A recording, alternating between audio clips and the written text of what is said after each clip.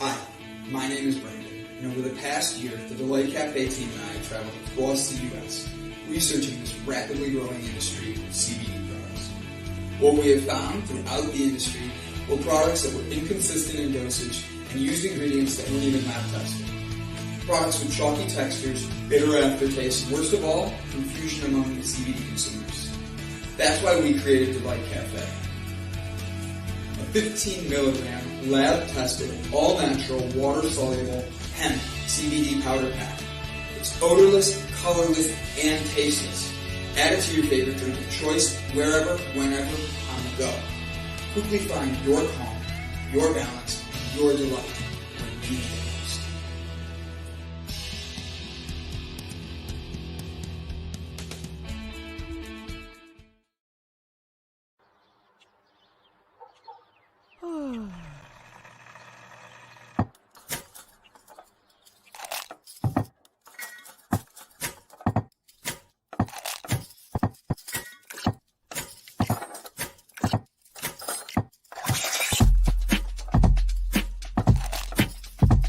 Good morning.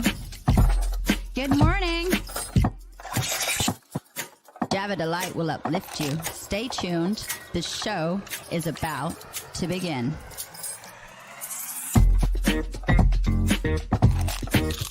Grab your coffee. Stay tuned.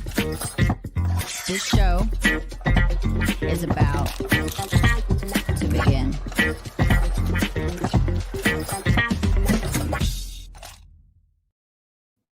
Hi, my name is Gavin Kerr. My name is Brandon Croucher. And you're watching Java Delight. Don't forget to hit that subscribe button and ring that bell. Enjoy the show.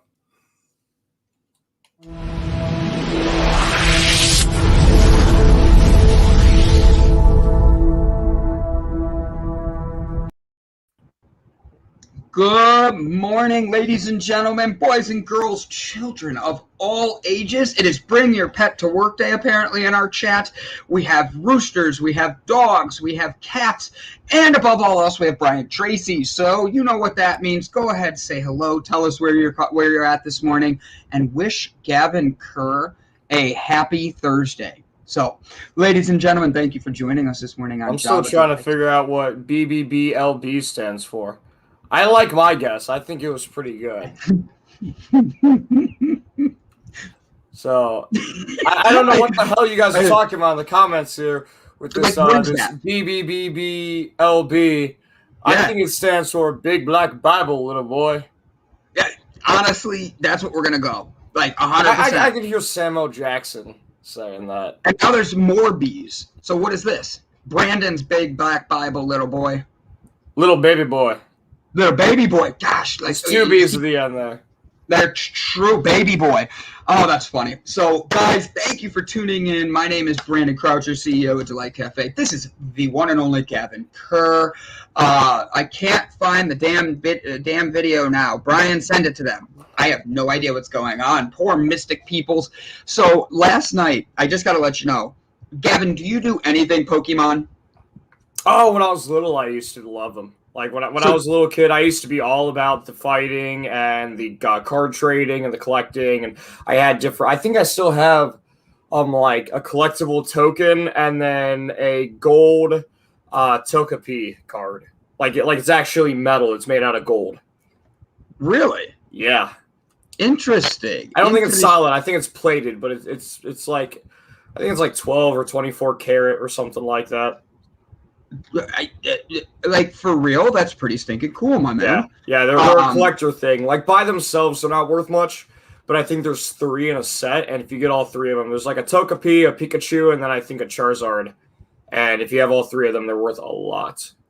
Hey, guys, let me know if my mic's giving, like, crunchy sounds or feedback, because I just received a text message that the mic sounds off. And I want to make sure before I start unhooking everything and blowing everything. Good to me. So, I'm sneezing into the mic again. I faced that way when I sneezed this morning. I couldn't tell. That's true. It was a big sneeze. It came out of nowhere. But last night, I got into a conversation between 2 people who are Pokemon goers. And I know... Is that what they're called? Pokemon goers? That's what I call them. That's funny. Like I have it, Mike. I don't know what to tell you, buddy. You're the only one texting me this. Like I have, like if I'm crunchy on your screen, I don't know what it is because when you're not too loud, it's fine. But I haven't been loud yet. Have I been loud yet, Gavin? Yeah, when you sneezed. So Pokemon. So I'm in the middle of this Pokemon Goer conversation, and I don't know anything about it. So the other day, my one buddy Mike sends me a picture of something they caught, and I have no idea what it is. And I'm like, awesome. And him and his wife write back like, no, it's like a rare Pokemon. And I send a GIF and all that. So I'm talking to Jessica Dugas, and she sends me. So she's been sick, okay? Yeah. And she literally still, for her me time, oh my gosh, Brett's texting me questions about the show. Mo sent it. Okay, Mo sent it. I have no idea what this thing is. I am looking at it, I'm like, that's pretty cool. I don't know what it is, but you caught it. Way to go. And Jessica is texting me about stuff. And I go, Jessica, like, there's a squelch when you raise your voice. Always been there. LOL. I'm not raising my voice. Do you want me to just talk like this the whole time? Is this That's actually kind of pleasant.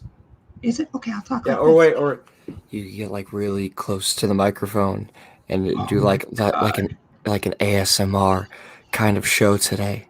Yeah. How are we doing, ladies and gentlemen? I feel like Gavin's about to like read me a story to go to sleep with that. He's like, so the little boy opened a book and read to his parents. Oh, by the way, Cleveland woman, a teacher in Cleveland. I just saw this. Wait, go back to your Pokemon Go story. I was invested in it now. Oh yeah, ADD squirrel. So it was a shiny Mewtwo. Okay. Mewtwo. Yeah. Uncultured swine. Yeah, my uncultured. So apparently, it's like the rarest one there is. Wait, for really? Yes, that is like. Yeah, like that. That is the rarest Pokemon you can get. It's a Mewtwo. It's a shiny Mewtwo. I'm loving these comments. Like, it's his porn name. That's Brandon's Explosions, the name of my new porn video. Like, Brandon still. Mike Herzog, do you believe I've caught 135 Meowtwo's and still no shinies? Ugh. I have 2 perfects, though. I have no idea what any of that means. But the 2 of them are texting me, and I find out they're on opposite teams. One's blue, one's yellow. Yeah. I didn't know there were teams. Yeah. I didn't know any of this. And I'm learning this. And then Jessica's like, ask Mike about, what was I supposed to ask him? Like a laughing chicken or something like that. What is a chicken? A thunder chicken. Oh, you poor thunder chicken. And I have no idea what that is. And he writes back to me right away. He goes, what's a thunder chicken? And then I send it to Jessica. I'm like, this is what he said. And she's like, Brandon, you're not supposed to tell him that. And I'm like, I don't know what I'm doing. Like I'm involved. Okay, I'm taking everybody to an NFL game, and I'm going to make you guys start talking sports with me. I was just thinking, wow, now Brandon knows how I feel whenever we're in public, and he starts talking sports with some random-ass stranger. I had no idea what you're talking about, nor do I care. Strangers love to talk to me. You've seen this. Strangers love to talk about sports. They do. It's because that's like the weather for most people. Like they don't know how to communicate. So sports is their biggest thing. Like they're like, oh, Peyton Manning. Yes. LeBron James. Like, oh my God, doesn't he have an amazing performance in Space Jam 2, the remake? So, did you read anything about this? Because that's actually what we're talking about tonight on One Score at a Time. Oh, is it? It is. Segue. But they're getting criticism because the director of the first movie, the original Space Jam, is furious. He's like, they didn't go out and it's not the same way. You can't do these things because it just creates the controversy between Michael and LeBron. And I think it's funny how that of a movie that was created 25 years ago for 2 very different basketball players can create such a controversy that it's talked about everywhere. Go. I got a question. Did the new one make more money than the original? Not fair yet because the new one just came out. You have to give it a little. You have to give it. Okay, fair enough. But does it look like it's going to? I have no idea. I've not looked into this. You know, are there people on Twitter, like, because I know it's been a controversy for a little bit now. Are there people on online saying that the new one is better than the first one? You're getting mixed reviews. So I've literally talked to people, and in one attribute, they're like, "Oh my gosh, it's just as good. It reminded me of being a kid." Okay, and then that's all I needed. That right there is why the one director is getting pissy, because he made work that was iconic and it's shown as a generational treasure, and Correct. now it has been remade.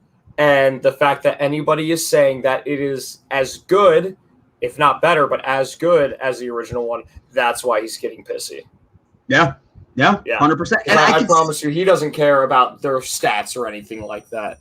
No, and honestly, like we're not talking LeBron. We're talking about a movie that they're in and all that, and what it's doing, and that's the only reason. Yeah. But I love this. These two are having a conversation. Mike Herzog, nice. My daughter got 2 this weekend and 1 last raid hour. Permanently grounded. LOL. Mike, I don't and Jessica, I don't know what any of that means, but we're gonna say hello. No, they're talking about Pokemon again. She got some Mewtwo. What is a Mewtwo?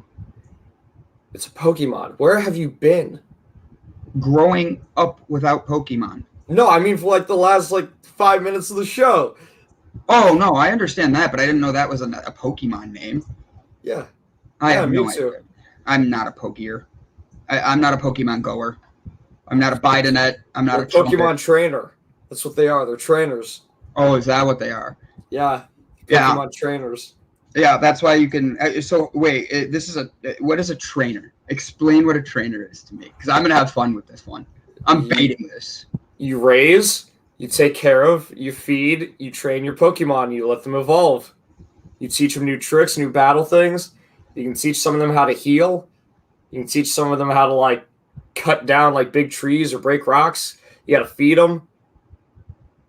You got to take them to the vet so they can get healed. Really? Yeah, you can name them. So this is like a combination of Sims and what are those? But hold on, I didn't even finish. It's that Japanese thing, Tamagotchi. It's a Sims Tamagotchi mix. No. I give up. I know nothing. I'm not a pokier. I just like to poke people. You remember Yu-Gi-Oh? What's a Yu-Gi-Oh? Digimon. What's a Digimon? What did you do as a kid? I'm older than you, so remember. I know. From your childhood time. They're my sister's childhood. I'm older than that. Mike liking them, I understand a little bit because they were starting to get there, but I didn't get into Pokemon. What did you have as a child? Imaginary friends. Lincoln Logs. I did have Lincoln Logs. I was expecting you to say no. That was after me still. No, I had Lincoln Logs. I think they were my dad's. But what did I play with as a kid? I don't want to bring up that childhood trauma and cry on air about how I had no friends. So I had to play sports by myself. Do you know how many times I played home run derby outside by myself? Yeah, I did the same thing. I used to make putt courses in my grandma's yard by myself. Yes. Did you have friends later that you'd go do stuff with? Yeah, when I was in late middle school. There's nobody around where I grew up. I was the only kid in a 12-block radius. And so I never knew what Pokemon were. And when I got to high school, I was too old for them. And the people that were playing them were not people I was friends with. So I never took the energy into learning about it. And I never did Dungeons and Dragons until I was in my 20s, late 20s. I've always wanted to do that one. I've not gotten into that I want to get into. But that one you actually need other people to get into, because Pokemon was something that I was just interested in on myself, on my own. I had interest in a lot of different things just by myself, And then eventually I would find out that people that I got along with like those things, and we further bond with that. But Dungeons and Dragons, I never had the game, and then I never knew anyone who played, so I wasn't able to get into it. Honestly, buddy, I only did it because my roommates at the time were huge D&D fans, and they would have people over and have D&D tournaments in the house and all that. So one time I was like, look, I don't get what this is. Teach me. And I sat downstairs, and it was fun. And I say that with that restraint because the person that was the, dungeon master? Is that what they're called? Yeah, the dungeon master, yeah. Yeah. Like, he didn't make it fun for everybody except his friends. So the two people, me and somebody else, were sitting there, and we're both looking at him like, we don't know what we're doing. And they made us feel awkward. So about 45 minutes in, I'm like, I'm out. Like, I don't want to just sit here and feel weird and not understand what's going on. Like, how old were you guys? I'm late 20s and he's mid 20s. Oh, really? I thought this was more like early 20s. I'm like, oh, well, they were probably outcasts in high school and college, and so they feel like they're getting back in some weird superiority by being the dungeon master kind of bullshit thing. And honestly, I went with that too because that's this guy's personality. And as a roommate, he sucked. Actually, funny story about him. He had all of the dishes for the entire house, 4 people. Okay, so imagine you and all your roommates. And he's on the 3rd floor. And he's a klutz. And we literally said to him, where are the dishes? Because he kept taking them up to his room and then never bringing them down. So no dishes in the house, 4 people looking for dishes. And then I'm on him going, where are the dishes? And then next thing you know, you hear down the stairs, and every dish. I do that sometimes. I'll have cups in my room and then cups here in my office, and then one day I'll go to get a glass of water. I'm like, what the hell happened to all my cups? And they're not in the they're not in the sink, they're not in the dishwasher. And I run around the house and find like 15 of them just scattered. Yep. 100%. That's how it is. All right, let's say hi to everybody because we've been effing around and having fun. First one, ready? I'll get this one. You get the second one. Here we go. Brian Tracy, how you doing, my friend? Hi, Krista. I was happy for a yawn. Yeah, sorry, buddy. Hi, Mandy Atterbury. That's us. Yeah, say it because I'm looking for the next one. Oh, because that's where we started going into like our animal sounds. Yeah. Hey, Delight. Wolf, bark, bark. Hello, Miss Wolf. Meow. Grrr, don't growl at me. Damn, I'm so hot. Cock-a-doodle-doo. See what I mean? And then Brian. People just listening in are confused right now. Our whole morning show was all about that this morning. All right, so scanning down next. Here you go. The Breakthrough Show. How you doing? Jay Bird, good to see you, my friend. Hey, Sherry. I did play outside. I played outside a lot, actually, as a little kid. I lived with my grandmother for a few years, and she would lock us out of the house and just say, hey, go have fun. Be a kid. I was like, all right. Well. It shows you and I weren't paying attention to the comments with the next stuff that comes. You ready? So, Stuart Lone Wolf, how you doing, my man? So glad to see you. Mike comes at me right away. Brandon, I'm older than you. He is a lot older than me. And then there's Krista. Jessica, a long walk time for him then. They're talking about you. I get, Brandon, I'm even older than you, and I know about Pokemon. I know and lay Pokemon. Come on, buddy, pick up the pace. I never played Pokemon. Popeye. I love it. Popeye. I know Popeye with the spinach. Yes. You know Olive what? Oil. I'm gonna read our guest bio, and Isn't then I'm there gonna a live action movie of Popeye with Robin Williams. You ever see that? Yes. Oh, actually, Speaking of him, do you know the show Mork and Mindy? No. So, old show, before my time even. But my mom watched it.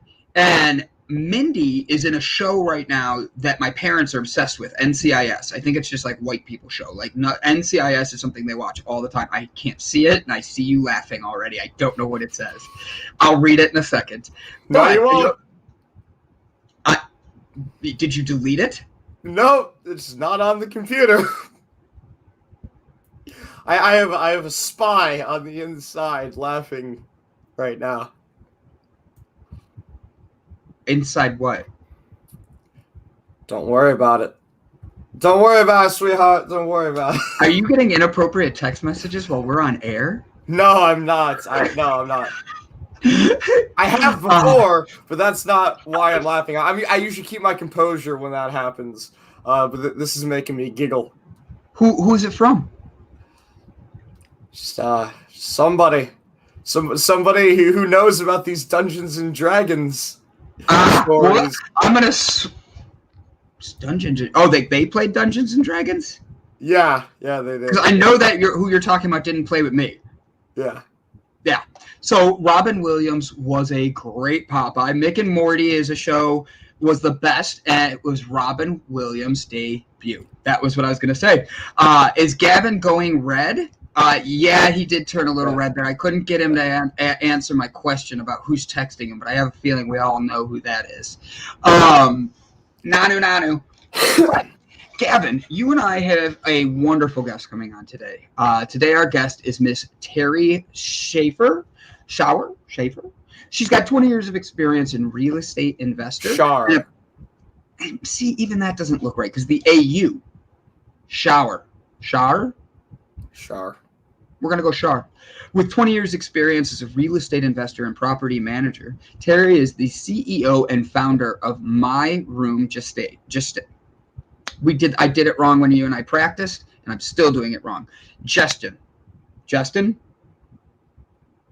Yep, you're not going to say anything. A property management and real estate consulting group based in Montreal, Canada. She is the leading authority on applying mindfulness principles to real estate investing and has written the #1 best-selling book on the topic, The Mindful Landlord. Mindful Landlord. Co-host of 2 wealth and real estate podcasts, the Mindful Wealth Podcast and the Real Estate Investors Club podcast.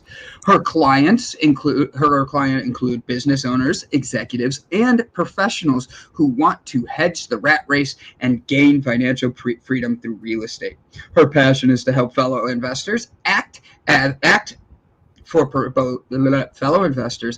both profit and peace of mind. Her key areas of expertise are real estate with a focus on holistic health, financial freedom, female excellence in investing, and beyond.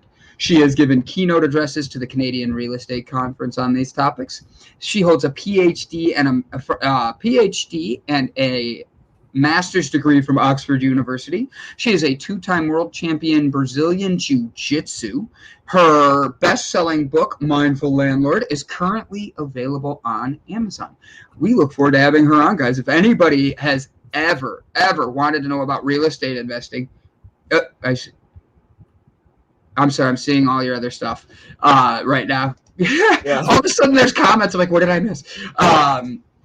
But she's going to teach us all about this. I think my biggest thing I'm intrigued by is her jiu-jitsu.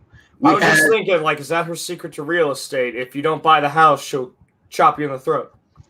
She gets you in a hold, like a choke hold, throws you to the ground until you tap out. I like to think that she's nice about it, though. Like after she chokes you out, she forges your signature on the paperwork, but then she tucks you into bed and has a crew come and move in all your furniture while you're unconscious. So you just wake up in like a house that you're already moved into all of a sudden. You know what? Yep, that's a great philosophy. If she has not done that, I think you need to propose that to her today. Yeah.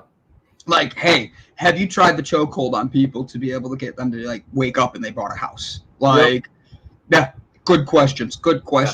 I mean, there are people who do similar things to that. My stepdad was still alive. He and my mother went to Florida for Bike Week, and they went there for Bike Week, and they went to a Harley dealership where the people there selling the bikes got my stepfather hammered and sold him a brand new bike for $30,000 or something stupid like that. I would be pissed. Oh, my mother was furious because they just paid off the bike that they had then. I would be beyond pissed. Angry does not even describe where I would start. Yeah. Oh, he was furious, or she was furious. He was happy because he got a new bike. Like, honestly, it's one of those things. I would be furious no matter what, new bike or not.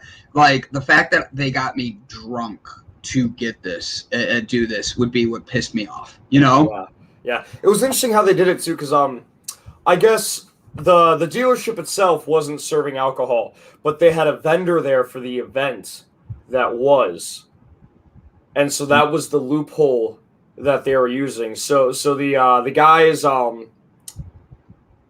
who were selling the bikes, they weren't buying the alcohol as like the workers. They were buying as like, hey, I'm your buddy. Let me buy you a beer while we talk and hang out. You want a beer? Oh, it's on me. You want a beer? Oh, it's on me. So they weren't forcing him to drink it. They just kept buying him drinks. Yeah, at the same time, they knew that if they kept saying, hey, let me get you this, he would say yes. Really? See, that's interesting. That's honestly, like, I would feel taken advantage of. Wouldn't you?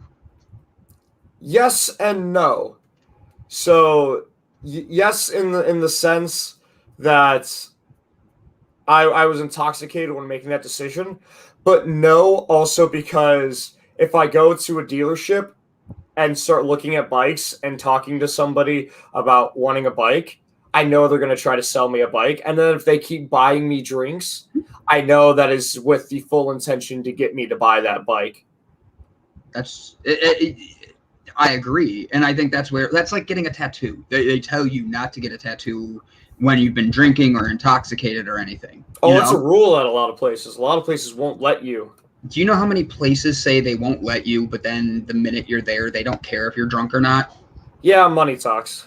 Exactly. I think it also comes down to person too. Like, I know if I was like really, really, really struggling financially, and somebody came up and was like, "Hey, I'll give you $5,000 right now for this $300, $500 tattoo because I'm plastered." Like, I might, depending on my situation, I might be like, I really need this. And honestly, I can get that, but there's always that, you know what I mean? Yeah. No, it would definitely be a moral dilemma. It would also depend on what they want to get. I'm not going to let somebody get like a penis tattooed on their bicep, so when they flex, it dances or something like that. I'm sorry. I think that's actually something that everybody should have. Yeah. Like when they make a muscle, it turns into like a bulldog opening its mouth and stuff. I would totally dig that, but I don't have big enough muscles. I've seen the shark in the armpit. The shark. Yes.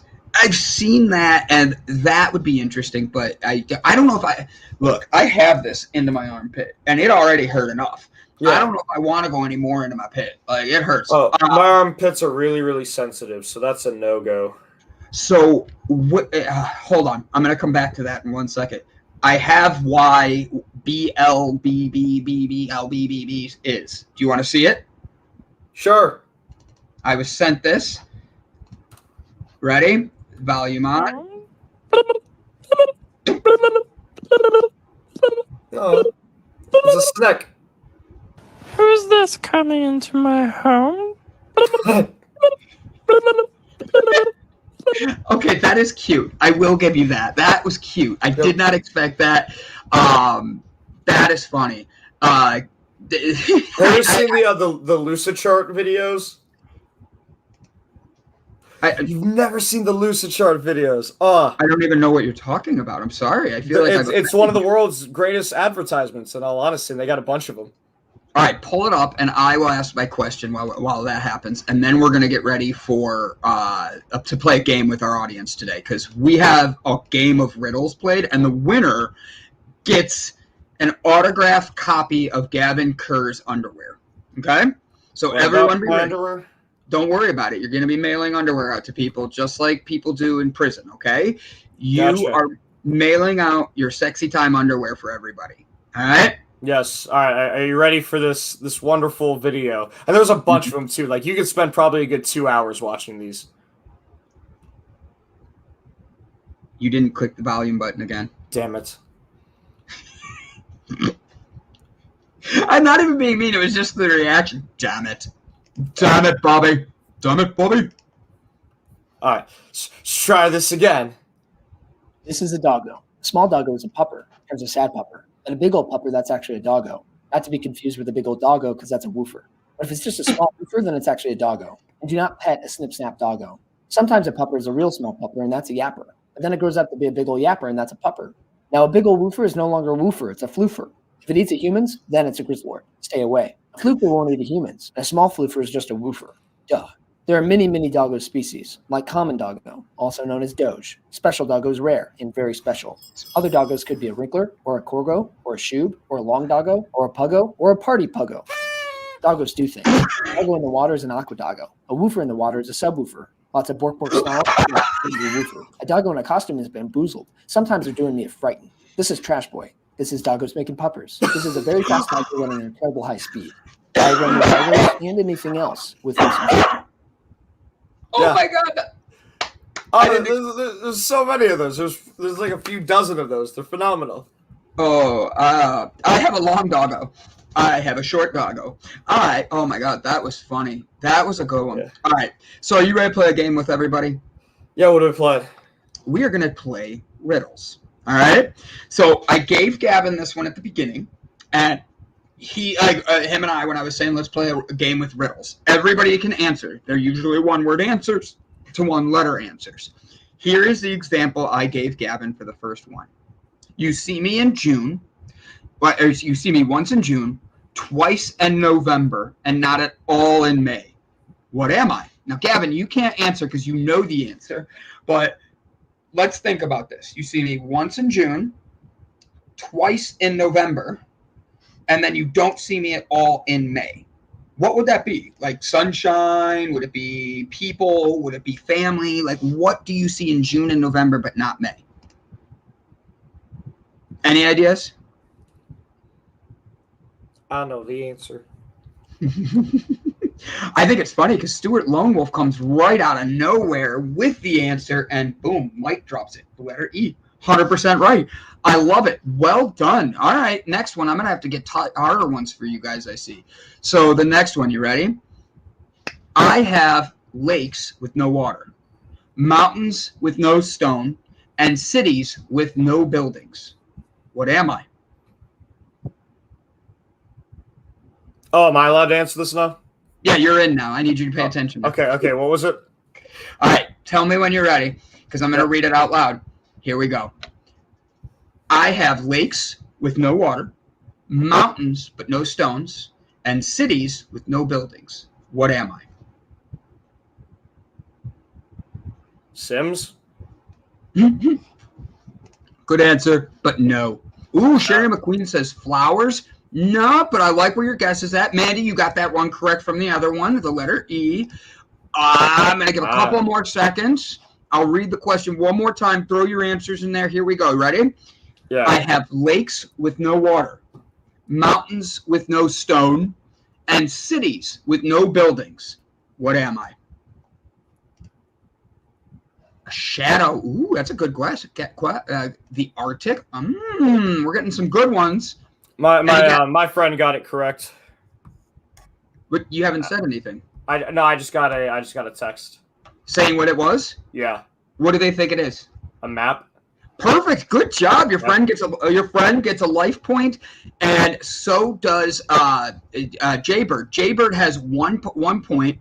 Stuart Lone Wolf and Mandy have 1 point, and your significant friend has 1 point. Okay. I told you the baseball bats and ball riddle. Did I do that one with you? Do it. This is where we get points, buddy. Play it with me. Go. Yeah.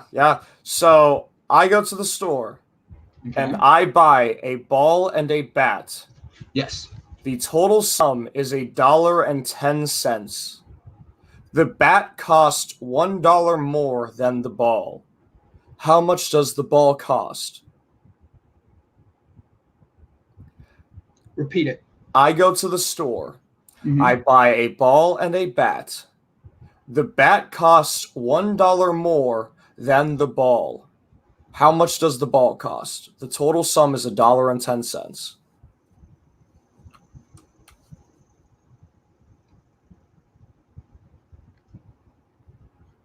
All right. One more time. You need it again? Yep. Just because I'm trying to give people a chance to answer. So I'll shorten it. So the total sum is $1.10. Okay. The bat costs $1 more than the ball. How much does the ball cost?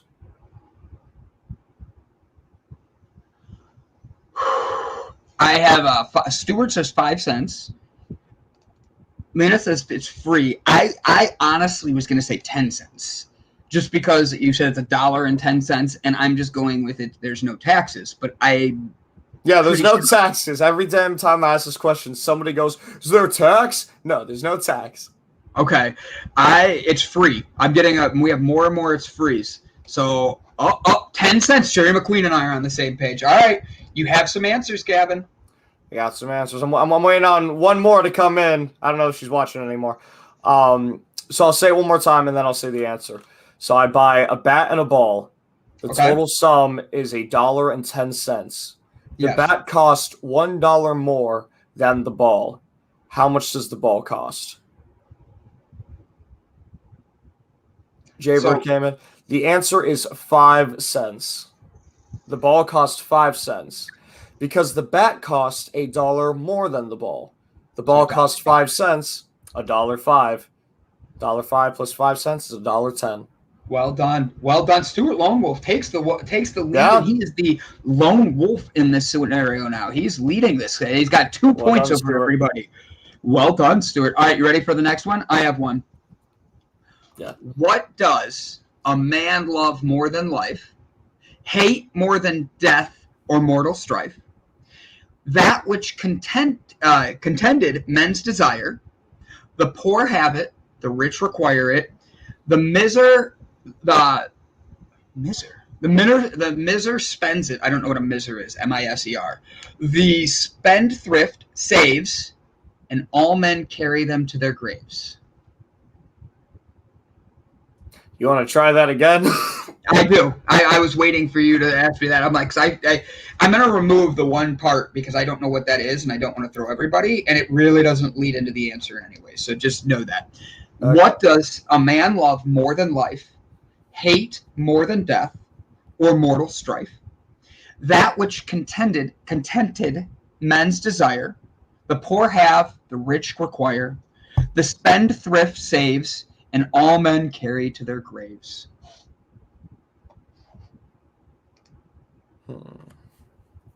Tough one.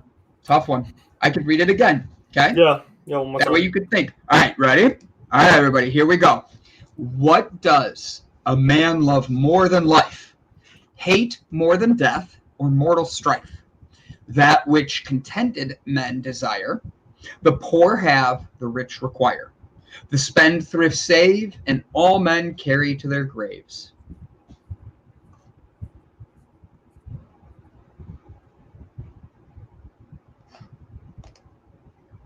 Ooh, time, a purpose. That was going to be one that I thought. I thought nothing. Time. No, I don't think it's nothing. Really? That's the answer. Is it? It is. The answer is nothing, because we can't take anything with us. We can't go men like so. What was the part about the rich? The poor have it, the rich require. So they have everything they want. They desire nothing. They require nothing. Oh, okay. Yep. Taco Bell. Honestly, yes. We're just going to go with that. That is going to be the right answer for that one. All right, let me get another one in here. You ready, Gavin? This one's going to be a tough one. I just saw it. A word I know, 6 letters it contains. Remove 1 letter and 12 remains. What is it? Say it one more time. Okay, you're right. A word I know, 6 letters it contains. Remove 1 letter and 12 remains. What is it?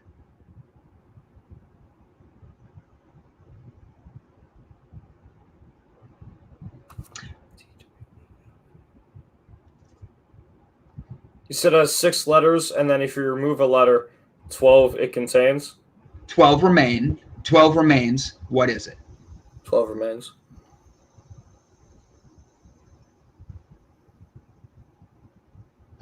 I'm coming back. I'm looking. I just don't see any answers. Uh-oh. No, but I do see viewership dropping because of your bullshit riddles. Whatever. I didn't see you come up with anything this morning. I asked. Yours was, you didn't have anything. I did have a riddle. It was great.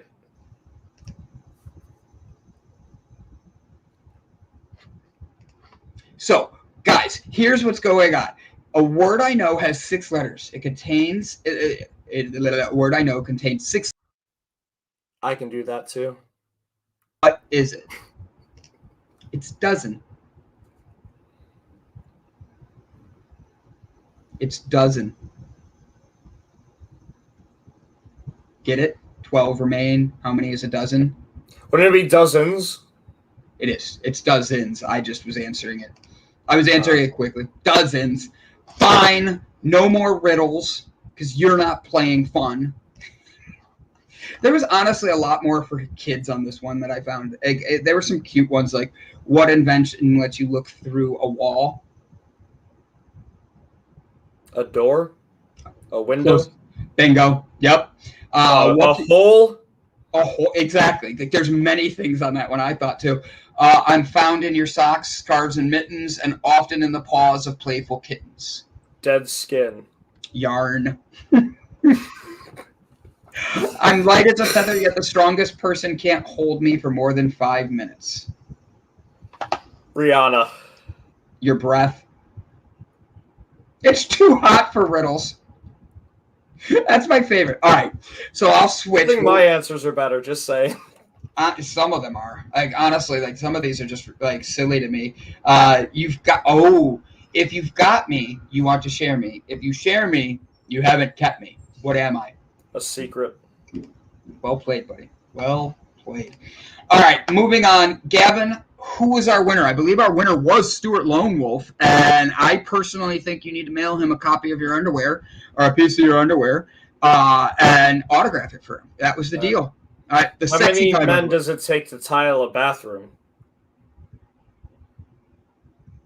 I'm not sure. It depends how thinly you slice them. Because you're tiling the bathroom with the men. Get it. I got it. I got it. Got it. It's a Silence of the Lamb inspired joke. Is it? It's not from the movie, but that's what I think of when I heard it. That's funny. I think we lost Jessica Dugas. She's already left us. She hasn't been feeling good. So I bet she's laying down. I have Speak of your games, Brandon. Whatever. You could bring a game then. Somebody, you better get that checked out. Oh, God, that's funny. Sorry, I'm looking at my Facebook because all of a sudden there's a whole bunch of comments. I'm like, maybe Jessica did that. So, speaking of getting checked out, did you get the PayPal or whatever sorted? Yesterday, you said you had something getting hacked. Oh! You want to know what's funny about that? I literally, and I'm not kidding about this, I literally went to log in, and I have everything there.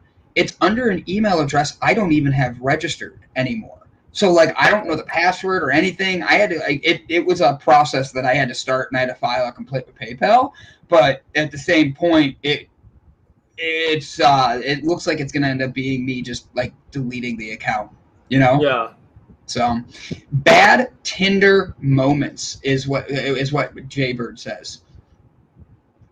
Bad Tinder moments. I don't know. Do you have any bad Tinder moments you have stories on?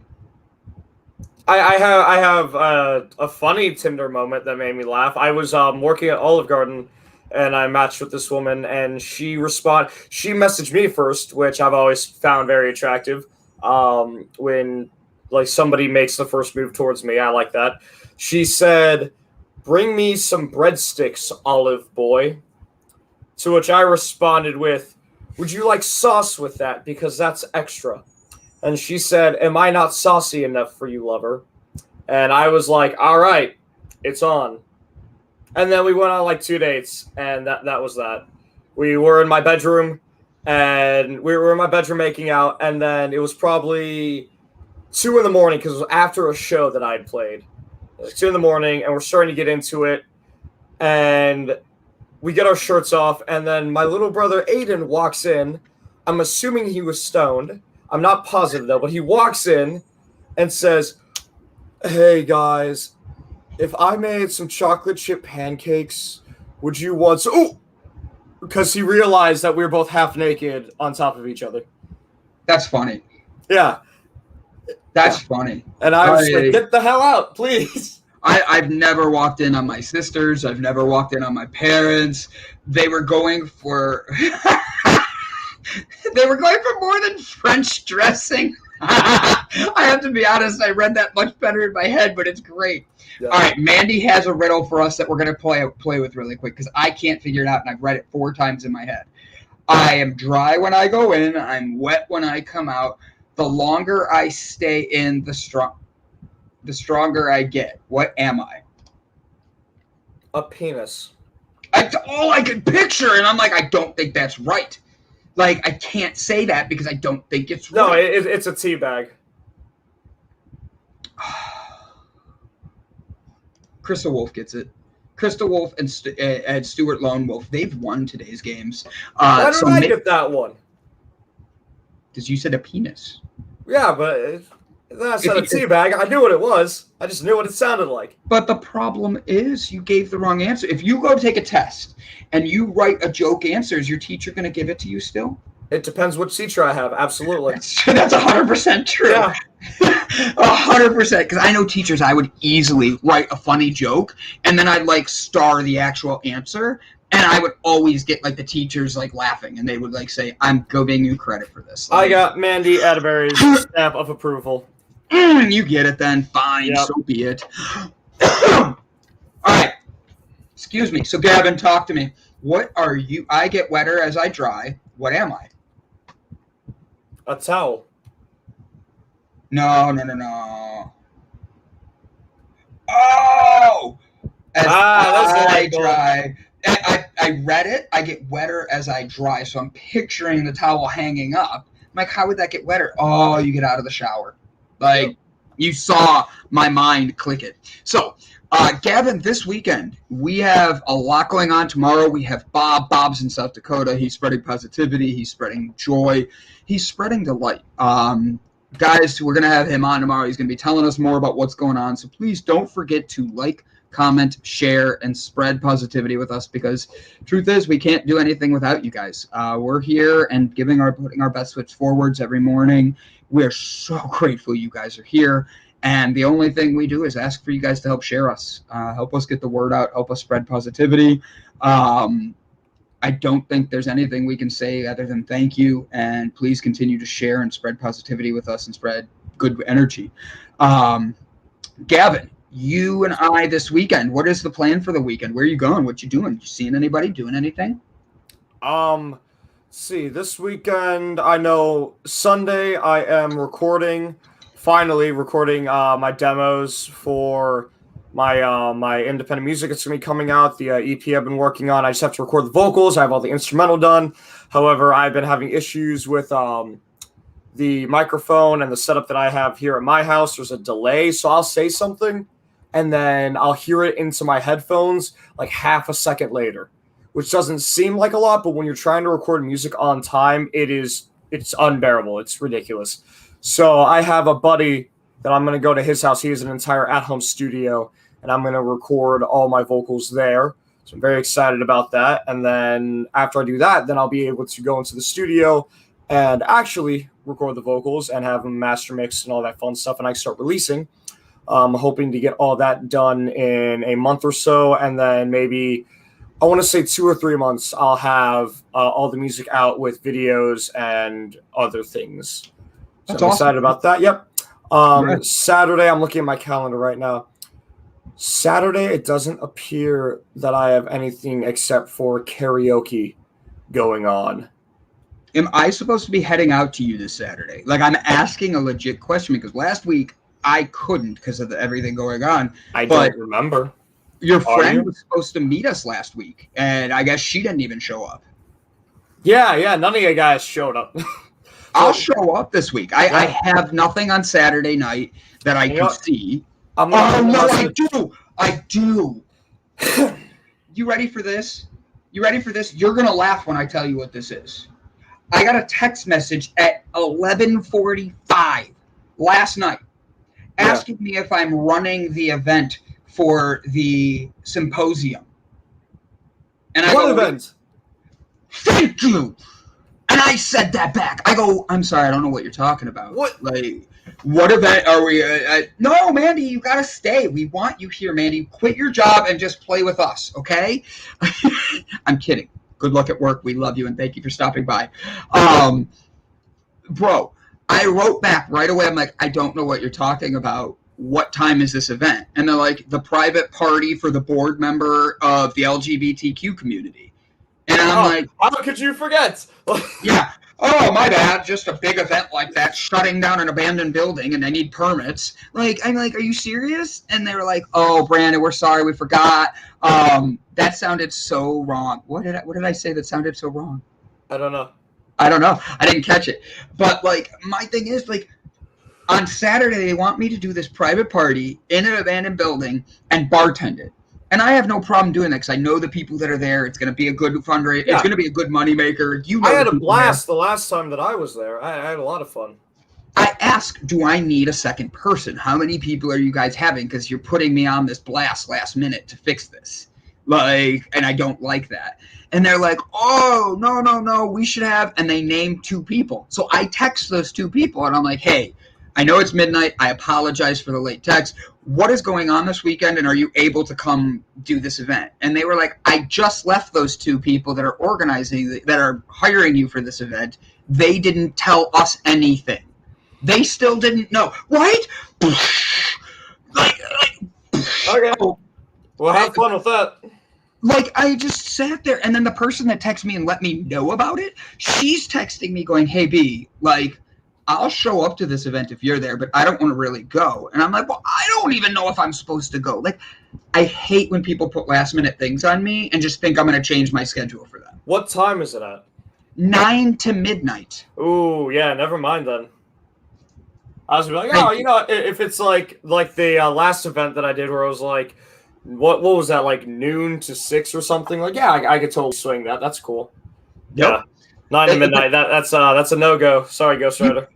You throw 9 to midnight at me, and that's my evening. And if I already had plans, a date, a happy Elmo's, like, I don't know. Joe! Like, I don't know. Like, I was so, and then I'm like, so I text the other people, and both of them call me right away. And they're like, Brandon, what are you talking about? And they're upset too, because this is a common theme with these people. And yeah. I'm like, look, I'm not starting shit. I just am tired of this. Like, a date? I don't have a date. I just use that as an example. I can't get a date. Decline that last minute BS. Like for real, piss poor planning on their behalf does not constitute the urgency on your part. As much as I love and agree with you, CK, 100% yes, love, agree, yes. Here's my thing. The people there I know I make so many connections at these events, and sorry, Joe's complimenting me, and he's like, I know you don't have a date, but you could. And I know where he's going with that. Like, bless her. Yes, I know about the date that you could have. So I think, in all honesty, that date would. Oh, it is. Oh, now you know where I'm going with this, right? I'm stuck now. I'm like, I feel like I should go because this could be. When you don't respect a person's time, you don't respect the person. 100%, 100% CK. And then Bob Seymour, that son of a bitch, twice. Bob Seymour said, blessed are the flexible, for they shall not bend and not break. You are 100% correct. Now, I'm going to challenge you on this, because Bob, you and CK are so... Joe, I see your comment. Did you see Joe's comment? Yeah, I see it. Yeah, team player. Be a team player, Brandon. Do it for delight. Bye, Mandy. Have a good one, and I hope you enjoy your pet sitting. Did Joe just ask Brandon out? Joe and I already are dating. It's just friend dating. Like, we hang out because we enjoy being around each other and build each other up. But I'm going back to Bob. Bring it on. All right, you ready, Bob? Here we go. What tree are they talking about that bends but doesn't break? Anybody know? A willow tree? Nope. It is a bonsai tree? Joe's comment is perfect here. And Brian has no ideas. I'm scared. You should be scared. You should be very scared. You're talking about a bonsai tree. I am not talking about a bonsai tree, but a very good guess on that, because a bonsai tree is one that is very, very popular for the time frame for when this passage was written. Boom. C.K. Ford got it. It's a palm tree. Because a palm tree can go through hurricane-type winds, and it will bend, but it will not break. It will literally bend. No idea unless it's a palm tree. Boom. Hey, Sherry. Joe says, hey. Bamboo close. What about bamboo? Yeah. So bamboo is not one that was registered on that. Like, I have not ever seen it say bamboo, but it is and also a rubber tree. I love CK. Her and I are just on the same page on so many levels. It's a bad analogy. There's a lot of different kinds of trees. There is, but the one when that was written was focused on the palm tree, because it was focused on being able to, because I've always wanted to, my next tattoo, that's where that philosopher lived in the world, where there were nothing but palm trees and no bamboo. Pretty much. Yeah. I mean, when you think about it, I want my next tattoo to be one with a palm tree. I want a palm tree on my finger. Like, that way it bends but doesn't break. I can understand that. I like the functionality of it. I don't think I'll ever get like hand tattoos just because they fade very easily. They do. They do.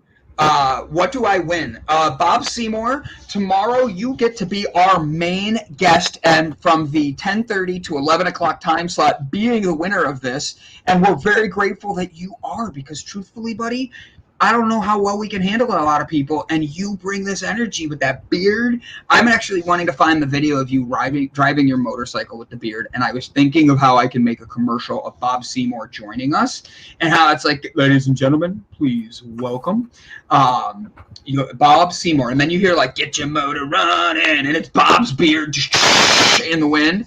I had that happen one time in high school. We were sitting in class taking a test, and some Bob Seymour-looking dude just pulls up at the stoplight right outside the classroom, just blasting Bad to the Bone. But it was like funny. A movie scene, because as soon as he pulled up to the light, the song started. That is funny. And everybody looks around the class like, what the... Up the window, I just see that this old big beard Bob Seymour looking guy in his Harley, and he just pulls out, and my teacher looks at us and she goes, that was the most badass thing I've seen in my life. As a teacher saying that to the class, I love it. I love it. Bob Seymour is very excited for his prize of being able to be our Friday guest. He was very sad he's not winning the Stuart Lone Wolf and Crystal Wolf their prize, because they're excited to get your signed pair of underwear. Tomorrow's prize will be a pair of my socks that have holes in them, and I will purposely sign both of them. If you tell me who your favorite superhero is or cartoon character beforehand, and I have that sock, I might just mail that to you. Remind me, I need to make a care package for a fan. Oh. I had a woman message me the other day. Her last name is also Kerr, which I find peculiar. I had a woman message me the other day saying about how her daughter is a huge fan of Dying Desolation, and that she would love some merchandise if I could spare some. And to which I respond with, I'm so sorry that I'm no longer in the band. However, I do have original stuff that is signed by all 4 original members that I would be more than happy to send to you. So I have to make this care package now and send that out to this woman in California, which I think is hilarious, just because it's all my stuff too. That is funny. I mean, technically, you still have part of the band, don't you? Oh, yeah. Yeah, no, I still get royalties. That's fun. That's cool. CK Ford, she's 100% right. And it's interesting how she plants this. There's a reference about the palm tree in the Bible. It states that those who are planted and firmly rooted are likened to that of a tree planted by the rivers of water. When the storms of life come about, they shall be blown to and fro, but they shall not bend and they shall not break, for their roots are strong. Here's the interesting thing about that. You ready? That's tattooed on my back. I literally have the tree on my back with that Bible verse on my shoulder, and there's one apple right there. Oh, look at that. I do. So that one apple represents my foster son. His name's Malik, and I got the tattoo because I just attempted suicide and felt completely dead inside. That's why the tree's dead. And I was going to ask, is there that a reason why there are not leaves on there?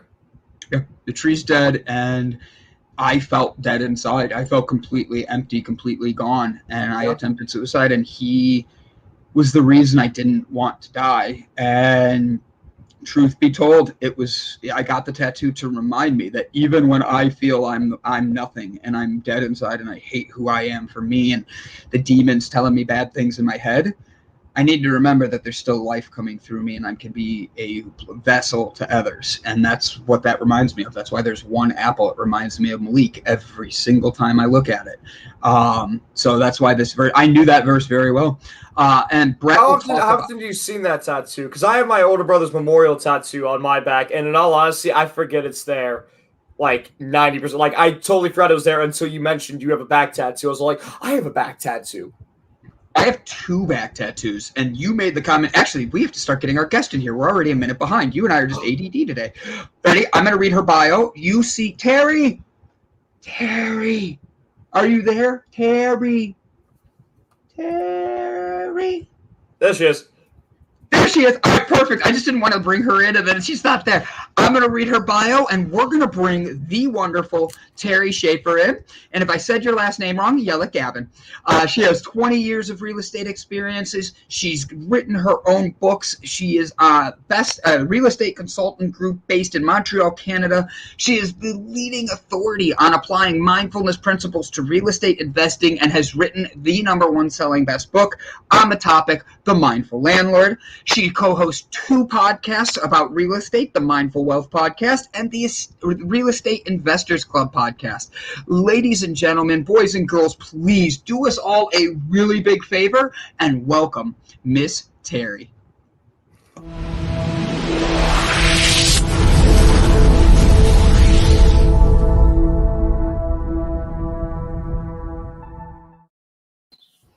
That's quite an introduction, guys. Thank you. Absolutely. All right. How do you say your last name? Yep. Shower like the shower. It is Schauer. It is Schauer. Okay, we also have another question. We had to Google this word before the show because neither of us have heard this word before. Where'd it go? And I skipped it during the reading so I wouldn't be embarrassed. It's in the very beginning. It is, but I don't see it. Where'd it go? Is it gestion? Yes. What is it? Yes.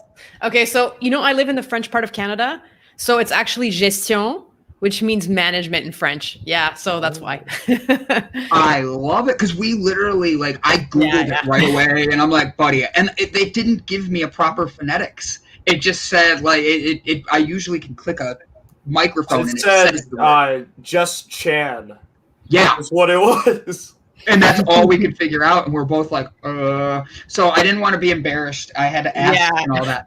But you called yourself out anyways, though, so good on you. How do you learn unless you admit you don't know something? That's all I try to do. So you're in real estate, and you are the mindfulness real estate agent. You have a #1 selling book on Amazon. How do you do all this? And what is a mindfulness real estate agent? Gavin and I had jokes before the show, taking guesses, but I guarantee we're both way off. Okay. Well, so just to kind of position things a little bit. So I work in investment. So I'm not doing open houses on Sunday for couples buying houses, having fights over the kitchen. That's not my market segment. Yeah. So I actually started out as a property manager. And when you're dealing with tenants, you definitely need some Zen if you're going to make a career out of it, because real estate, it's a great way to build passive income. But at the same time, if you can't manage the day-to-day of the tenants and the stress of that, it can really ruin it for you. Yeah. So I think it's the mindfulness aspect sort of came more from that aspect. And then also, you guys mentioned my martial arts background. And so it's also if you want to succeed in fighting or martial arts, you definitely need some good mindset. And so a lot of the principles sort of came from that. And then I was able to import them into doing real estate. So a quick question, then a follow-up question. Did you start doing real estate or martial arts first? So real estate actually, I started managing property when I was 19, but like as a student job. So like it became my main gig when I was 30. And by that time I'd been doing martial arts for like 8 years. So they started kind of the same time, but like I started it as a student job at the same time as I got into martial arts. Yeah. Perfect. So how did you see martial arts affected how you handled doing real estate? Well, I think martial arts just affected how I do everything. Yeah. And so, you know, like how I approached, like I did a PhD, how I approached my studies, you know, also like I'm a mom. So like how I approach parenting, like I think, fighting, like, and, you know, there's martial arts, like sort of karate, and then there's combat sports fighting. And I think like those are also like, it's the same kind of thing, but the mindset that you need when you fight is maybe even a little bit maybe more than what you need when you just do karate, because you actually have someone trying to take your head off. And like I kickboxed before I did Brazilian jiu-jitsu. So like when you get in the ring, you really have to be very mentally solid, because you know, you don't exactly know how things are going to go. And so like to get yourself into like the right mindset, like the kind of warrior mindset for that, once you build that, you can take those things and transfer that skill pretty much to anything else you do. So with that being said, Gavin and I were trying to figure out, like, obviously you're not the one selling houses, as you explained, but we were picturing you with the jiu-jitsu background. Like, do you just like choke people out until they agree to it? And then you're like, this is the deal you want. And then like, if they don't tap out, like you just let them pass out and sign it for them. Like, I kid. But with jiu-jitsu, how has that really influenced the rest of your life? Because that is a really big thing. And we had a guy on yesterday who does Muay Thai. Did I say that right? Muay Thai. Muay Thai. Muay Thai is the drink. Yeah, exactly. My alcoholism came in there. Sorry about that, guys. Just kidding. But like he was talking all about the different mindset that did and how it really did change his life when he started taking it more seriously. Have you noticed that do the same for you and help with the mindfulness? Yeah. I mean, so I think there's really kind of two things there. And the first thing is just, you know, imagining me choking people out, whatever. Like, so I think, you know, there's something a bit about like, you know, if you ever watch Cesar Millan, right? Like calm and assertive. And I think that like there's an aspect to that of like, you know, me and like the other martial arts girls, like we never get hassled. And like, there's a reason for that. And I think it's because like you have this sort of confidence that like, even when like I get into, you know, stressful, not so much now, cause like I've gone further in my career, but there was a time when like, you know, I would have like big tenants get in my face and like, I have to go into their homes or like ask them for money or like deal with stressful situations. And like, it never got out of hand because I think people feel that they can't mess with you. Yeah. You know? Very true. Yeah. I'm not even insulting you in any way, but you don't look like somebody that would be an intimidating force when walking into a house I look at you, and if I don't know you do jiu-jitsu, I would never give you a hard time. I understand why you're there. But like you strike me as someone who, if I piss you off, you're just gonna like okay. And then I picture you now just choke holding me and holding on until I'm on the ground, and you're like, ha ha ha, mother. No, it's actually funny because you can't tell, but I'm not very tall either. So like I'm kind of, you know, a small blonde woman. And at times, like when I was younger, obviously, like it's also, you have that against you in a sense and invest in real estate. But like, I think it's, you know, like you walk in, and I don't know if you ever like read, you know, Jordan Peterson, but like stand up straight with your shoulders back. Yes. Yeah. You know, and like definitely that from any martial arts kind of thing, like, you know, you don't walk in there like this and, you know, act kind of mousy. It's more like go in, take your space. And like, I could remember sometimes when I knew I was going into those stressful situations, I like breathe and I'm like, okay, I'm going to project calm and, you know, calm and assertive basically. And like when you walk in with that energy, people pick it up, and then the whole interaction kind of turns into that. So it's creating that frame, and then not letting people shake that. Absolutely not. I love that. That's awesome. Yeah. Do you have your children do martial arts with you then? Yeah. So actually, my son, because like we had a pretty bad time of COVID up here. Yeah. So they can start when they're 3. He's now 5, so he missed like a year and a half. But he started 2 weeks ago, and it was like the best day of my life, And he's like, "Mommy, you can always take me to jiu-jitsu. You're gonna have the best day of your life every day." I'm like, "I know." Oh, I love that. I love that. Now, have you started to notice that he's already building that sort of frame, especially being so young? I can imagine that there's a lot of excitement and then confidence that's coming along with learning these skills and this discipline. Yeah, no, absolutely. And that's like when I say that, it's the kind of thing that it makes its way into like every aspect of your life. And like, I also like at this point, like I also coach a bit in martial arts, or I did pre-COVID.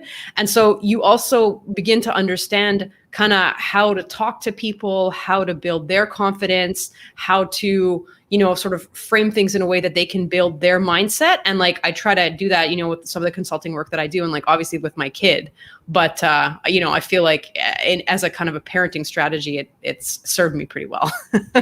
Nice. So how do you do that? I'm asking that as like a very vague question, but that's something that's very hard to do with a lot of people. And like you said, you come in with a calm energy and all this, but like to have that mindfulness and know what you're wanting out of the situation, there's times you're walking into things where that jujitsu had to be like, because I read your bio like 8 times to make sure I didn't screw anything up. But I loved how the one part you have a PhD and you are a 2-time world champion in Brazilian jiu-jitsu. Like, that's effing cool. Oh, by the way, you can swear on our show, but you only get 1 F word, okay? So okay. Don't worry. I control my F-bombs pretty well. I have a kid at home, so. She has discipline, Brandon. There you go. I don't. My F words seem to take over. Now, with that being said, though, you're an individual who's out there doing these things as a mom, a jiu-jitsu, and all these things. How do you keep your mindfulness set? Like, what is a routine for you to keep you in the best Terrie mindset? Yeah.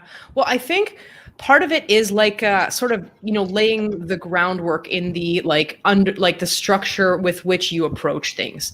And like, I guess I did that like kind of hard work when I was 25. Like I kind of had a bad phase where like I had, panic attacks for a while. I like couldn't leave the house. I was like suffering from like extreme anxiety.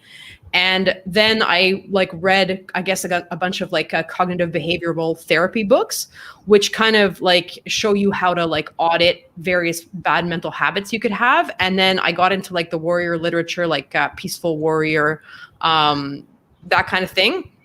And so it's really about like the frame that you bring to the things that you have. Like, do you see every setback as, a black and white failure? So you say to yourself, okay, like I failed at this, therefore I'm no good at it, therefore I should stop trying. That might be one example. Or like, getting into a lot of those like, self-evaluations and seeing things as like, I need to succeed at it right away, as opposed to something incremental that happens over time. Right. And then also like in terms of how you interpret things, like we tend to bring a very fixed mindset to stuff. So like, let's say I have a certain frame for like traffic. Okay. So somebody cuts me off in traffic. I can get really riled up and angry about it. Like, oh, he's a dick, whatever. Or I can just be like, well, this person must be stressed and like probably they need to get there faster than I do. And so let it go. Right. And so basically like you're always looking for the most useful interpretation. And I think this is where like people get kind of stuck in like your mind throws up all kinds of thoughts and you can choose which of those thoughts you identify with and which ones you give power to.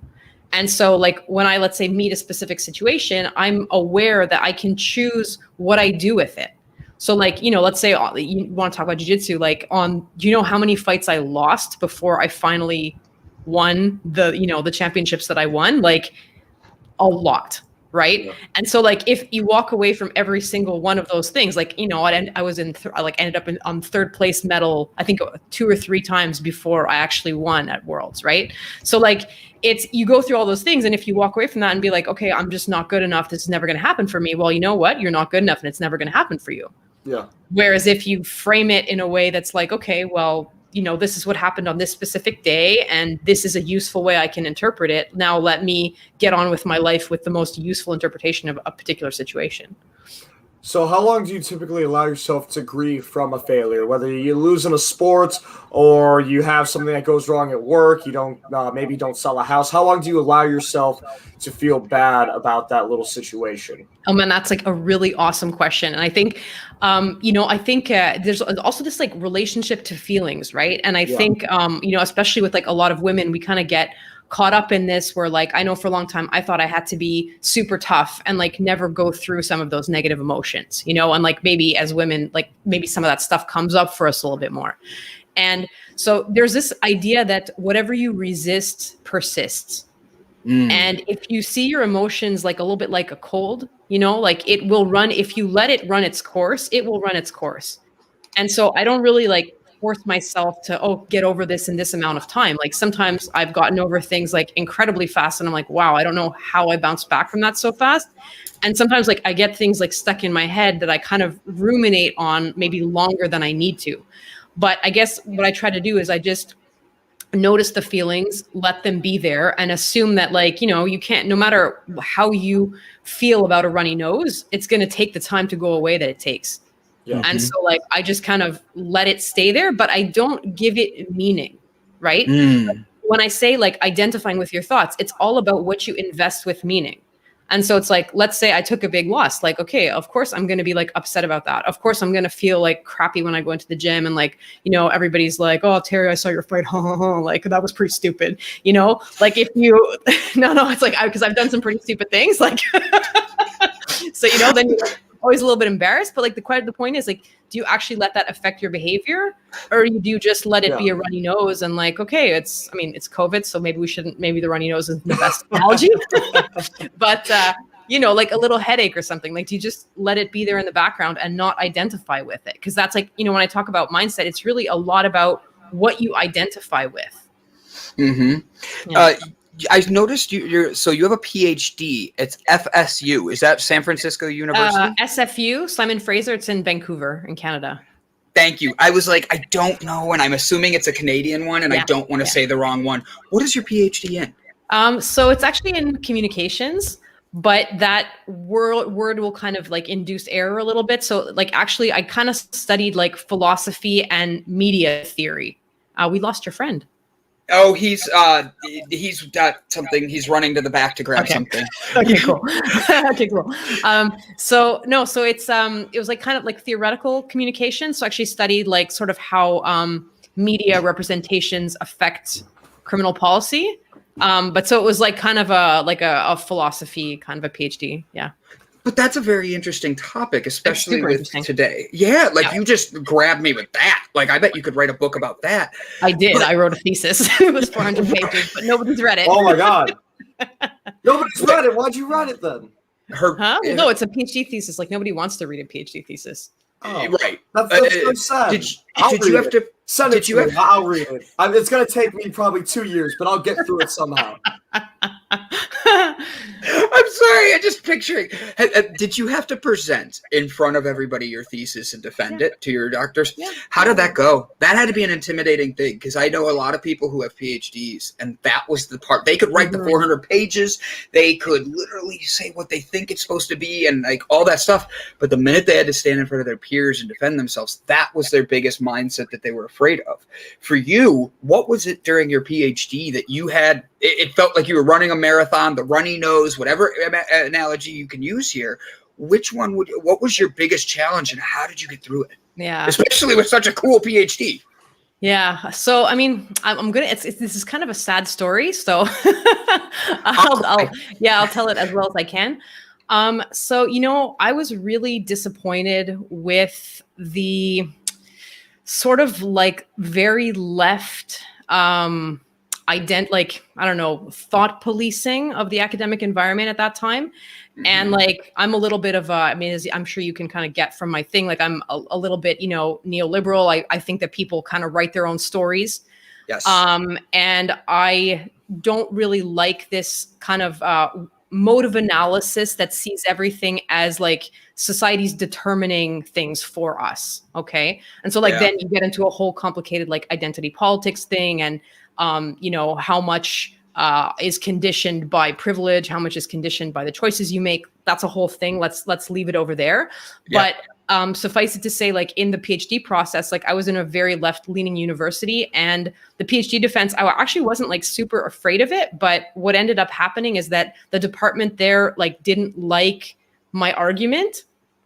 And so they actually ended up like kind of, you know, taking an axe to the PhD, and like it ended up like the defense turned into one more year of revisions, where I basically rewrote my doctorate like as a function of the ideological leaning of that department.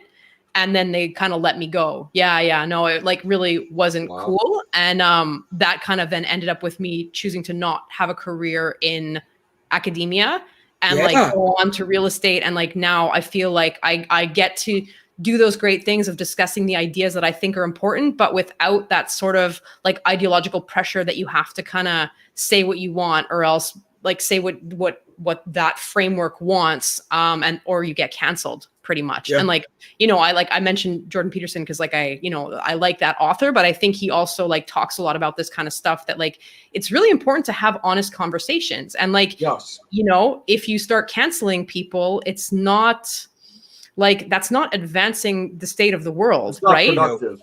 Yeah. It's not productive, and you're not going to solve problems if you never listen to someone who has another opinion as you. And that means it's got to happen in a respectful way. You've got to do it with data. You can't be just bringing in your prejudices, but like ultimately, like there are different sort of currents and interpretations of the world. And you can't just like say, I refuse to listen to this, because your worldview will be impoverished as a result. You know?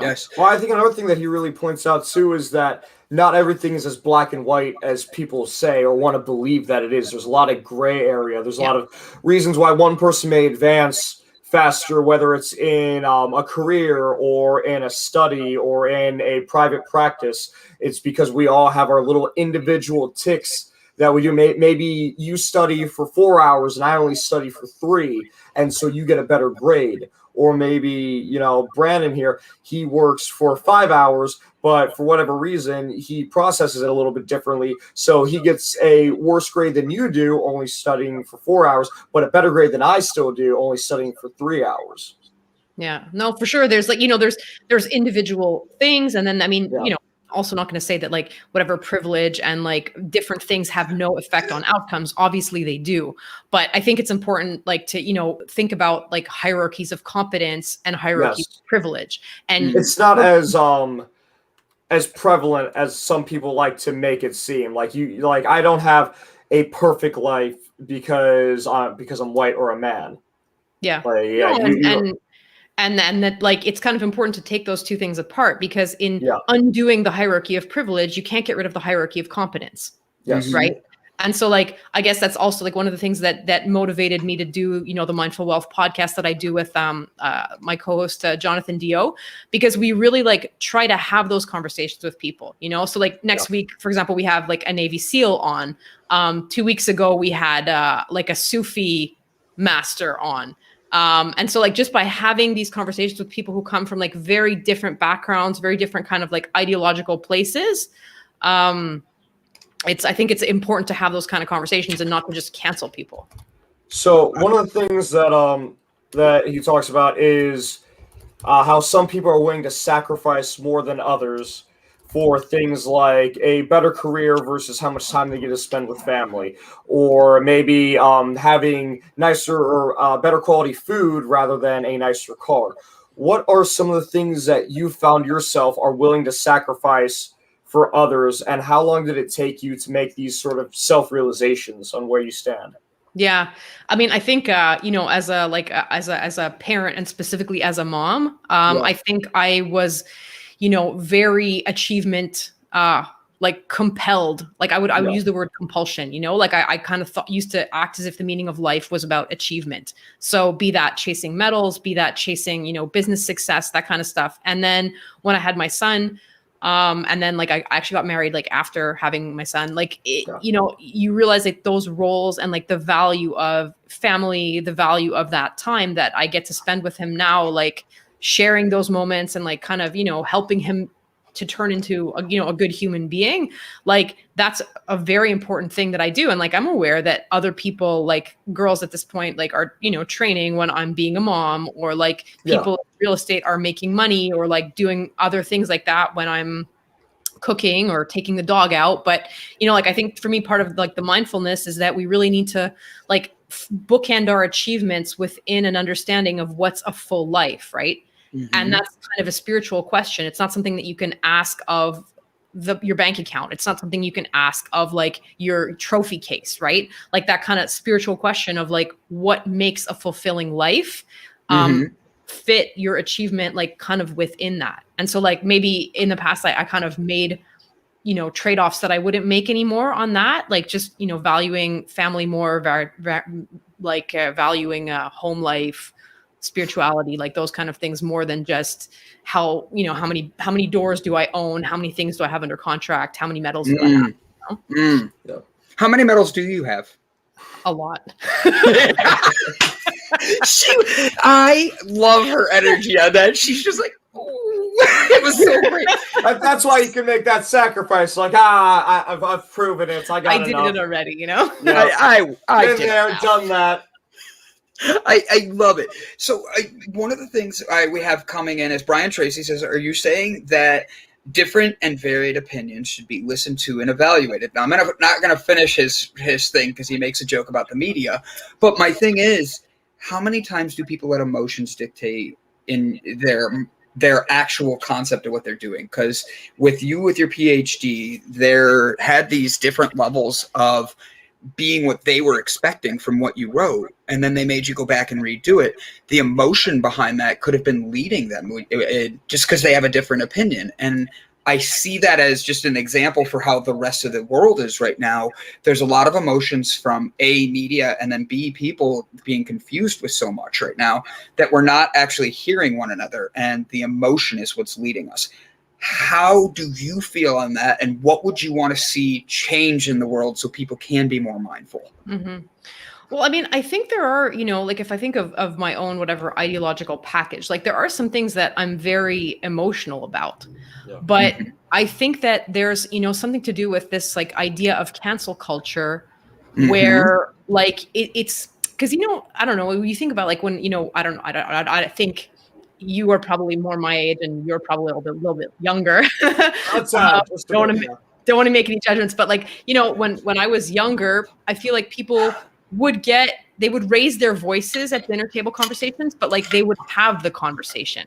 Yes. Whereas like, now there's this thing of like people get up from the table and they storm out, Yeah. And I think that's, we can get into why that is that because of, the social media? Is that because of the echo chamber? Because once upon a time, we all watched the same network news. And now because we're all like, I think a lot of it has to do with the data set actually, and with media literacy, because, like people have this like, inclination to just watch their YouTube feed, and like my husband and I have this argument like all the time over dinner where he like pulls out some fact and I'm like, okay, like where did you get that from? Who said it? Do you know? Show me the Carfax.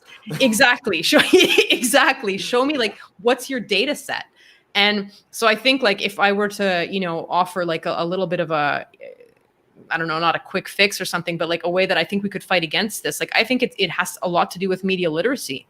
And I think that like once people start understanding like what's going through your Facebook feed, what's going through your YouTube feed, like people kind of don't have a way of gauging the truth value of something or like the relevance or whatever of a certain thing. And we actually interviewed someone on the Mindful Wealth podcast, like a media guy who went through this. And he said, there were periods in history when like radio came out. And when radio came out, they had War of the Worlds on and people thought the Martians were coming. Right? Yes. And when the newspaper came out, they had something called the penny press, where they would print like all kinds of crazy rumor things, and it created huge problems for society. So I think whenever you have like a new communications technology come in, like social media, like YouTube, it sort of like democratizes things, but at the same time opens the world to like these like rumor mills that then take the political process off track, because ultimately you're messing with people's information sources. Well, on top of that, people don't realize how marketed directly to them, their social medias, whether it be their Instagram, their Facebook, or their YouTube, where it gets to a point where all you're seeing are things that you agree with and extreme things that you disagree with. So it creates this this tribalism, basically, where it's I'm on my team and everybody around me is on my team. And if you're not on my team, if you're not on my friend's team, then you're against me. Yeah. Yep. And that's a huge issue that people don't want to face. They don't want to realize. Yeah. They either go on, because I know all the time, if I'm on Facebook, I use it for business aspects, and that's pretty much it. Sometimes I'm bored, I'll scroll through the main page, I'll like a couple memes, and that's about it. Because I know when I go on YouTube, it's all either videos of controversial things that I try my best not to show that I do or do not agree with it, so I keep it somewhat unbiased, but naturally I'm drawn towards some things and turned off by other things, and it's picked up on that. Like, I don't know if either of you have ever taken somebody else's phone or like scrolled through like their YouTube, not like stolen it, Brandon, but if somebody else has handed you like their YouTube to scroll through and pick a song on music, and it's like being in somebody else's house. Correct. It's so weird. The videos that other people watch. Have you ever been to somebody's house and you're going to watch a movie and they put on like their Netflix and movies you've never seen are showing up and you're like, what the heck? You didn't like, know it was on Netflix. Right? I'm like, so that's funny because I picture that and I like remember the first time I helped my parents set their stuff up. Their Netflix looks so different than anything I've ever seen. And it made sense because it fit them. Last night, I'm on Facebook and I own a CBD company and I'm very into the cannabis industry and want to be in the know of it. And so one of my goals is I wanted to be the first CBD company to ever get a Shark Tank, like investment. All right. Just something I have in me. And yesterday I'm scanning, and I've said this on air. I've said this in presentations, whole bunch of things. Yesterday I'm scanning and Mr. Wonderful is holding a bottle of CBD and it's target marketed directly at me. Yeah. And I'm looking at it and I'm like, this isn't right. And I know that's not right. And so I go and I Google it. There's been nobody who's gotten a CBD deal on Shark Tank. There's been no cannabis deals on Shark Tank with this. But this company is on my feed coming up daily that they have a deal. So I finally clicked on it to see if this was real or fake. It was 100% fake, and it was a landscaping company. So I'm like, where do these two go hand in hand?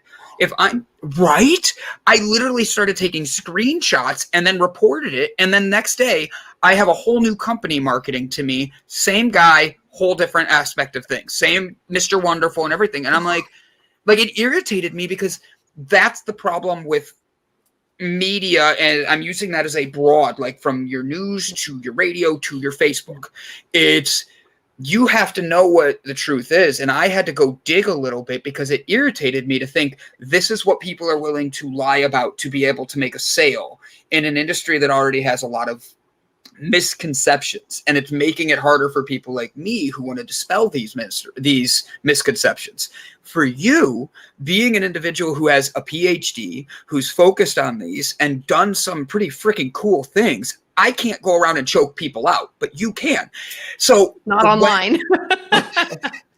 Not online. You could do what I do. I just do this. And then we just have the conversation. You cancel them. You cancel them. Yeah. See, I can do it too. That's the fun part. Okay, guys. But let me just like sort of say one thing about this, like the marketing and all that kind of stuff. Yeah. So I was actually, we're interviewing this really cool economist called Mark Blythe in a couple of weeks on the Mindful Wealth Show. And so he actually talks about some of this business with like the, data, because basically what's happening is like, we're giving our data away for free. Mm-hmm. And how is it that, they can market to you so effectively? And how is it that like the big tech companies, let's say, Amazon, Facebook, Google, like, why are they able to turn such crazy profits? It's because they're basically mining our data for free. Yeah. And at one point, like, there were such a thing as property rights that came into effect, right? At a certain point, land was just, when we were nomads, land just belonged to everybody. And then at a certain point, they started fencing it in and saying, okay, this belongs to so-and-so. And then we end up with private property. So there's this kind of idea that at a certain point, like data because it is so valuable, needs to either in some way become private property or needs to become property of the state or of some kind of, public entity that it's then leveraged for the financial gain that it's actually worth. Because right now what's happening is that like those databases are being created for free as you walk around online, like whatever trackers are on here, they're just putting it on there and like mining your stuff. And like that then gets packaged and sold as a marketing tool. But like ultimately, like it's your data, you should be the one profiting from it, or else society should be profiting from it as a whole. Wouldn't that be like what intellectual property? I mean, it's not like, because you're the one putting your posts up, you're the one choosing what you want to like and not like. And if they're able to guide what you should think, like we're talking about on that, that would be an intellectual property thing, I would think, because you're the one figuring it out. And the data part, go ahead, Gavin. I think I just thought of a solution to it. We're figuring this out. I love it. So every time that you go into social media, whether it's Twitter, Facebook, Instagram, YouTube, whatever it is, and they're collecting that data from you, that means that they know that you are logged onto there, which means that they should be able to keep a record of that. So what I propose is that the amount of time that you spend on there is tax write-off that they pay for you. So let's say that you spend an hour on Facebook a day, then right there, that hour is like 15 or 20. It's like 25 cents or 15 cents of tax that they pay for you. Yeah, but like, look, don't forget that like right now those platforms are free for users. Okay, correct. And so like, what does free mean? Well, like you're paying for it with your attention. Yeah. Right. And so like ultimately, like no, like Facebook is not an NGO, right? They don't put that out there so that we can use it for altruistic purposes. Google is not an altruistic company, right? Like those are for-profit services. We are not paying for them, but they use it to serve as advertising because they're using our data and then they're pitching to us, or they're got a platform where other people are pitching to us.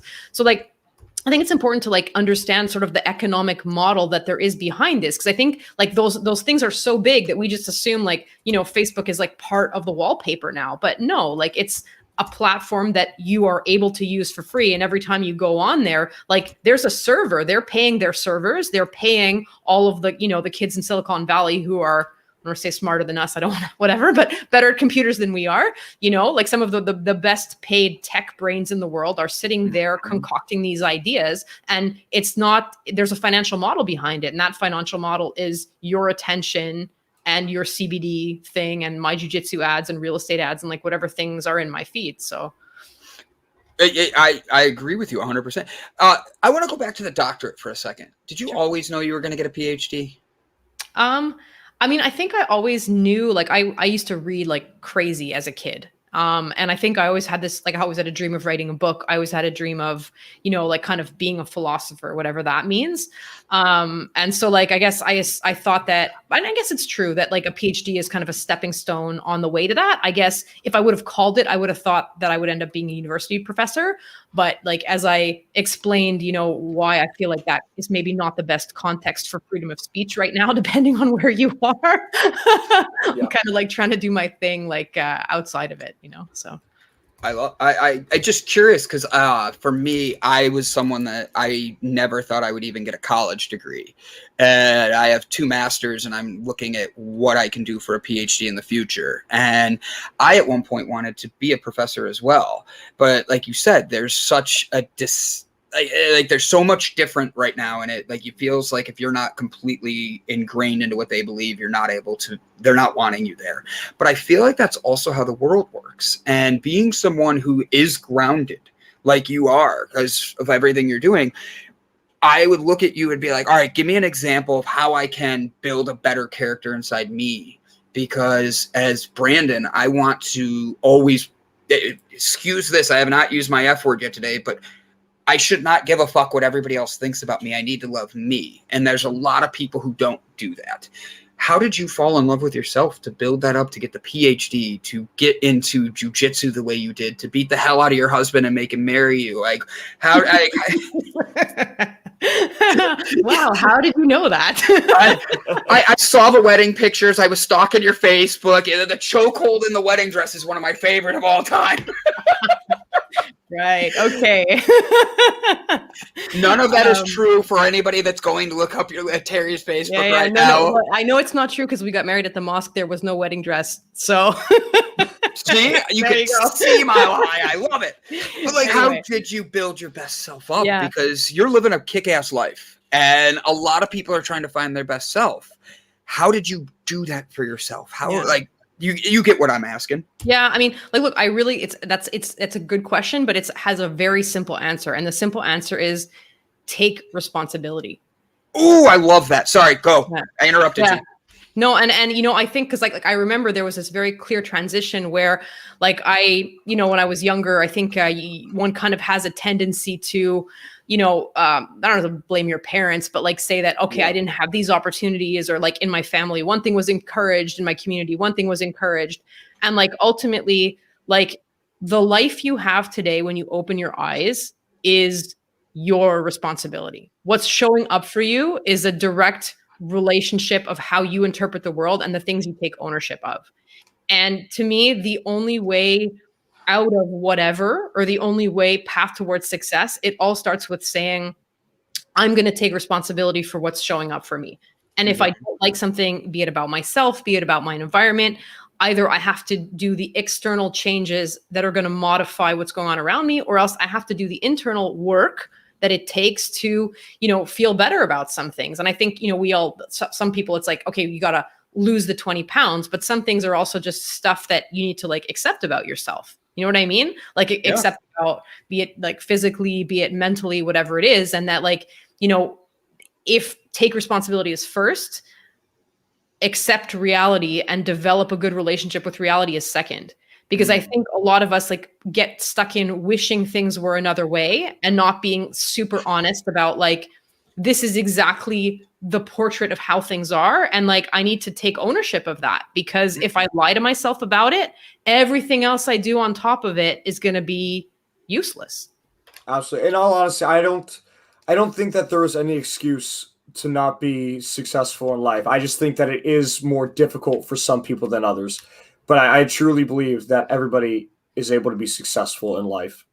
But it also depends about your definitions, right? And like, I think this is where it's so important, because, like, it's not like, and again, I'm a woman, so I often tend to bring this back to like sort of female things, but like, a lot of women around me make choices to like devote more time to family, or like more time to various different things. And like, that is a kind of success, right? Yeah. And like, it's just that we get sort of trained to think that achievement is the only unit of success, be it, medals, bank balances, whatever else. But like that really to have this kind of fulfilling life, I mean, that should be what gets defined as success, like bring your kids out right, making sure that they have healthy meals for lunch, like whatever it is, right? Like that's a kind of success. And like, it's important that like that definition needs to maybe get a little bit bigger. I think swallowing pride is a big part of it as well. I'll use my own mother as an example. She was a single mother for a lot of the time, raising us in the very beginning.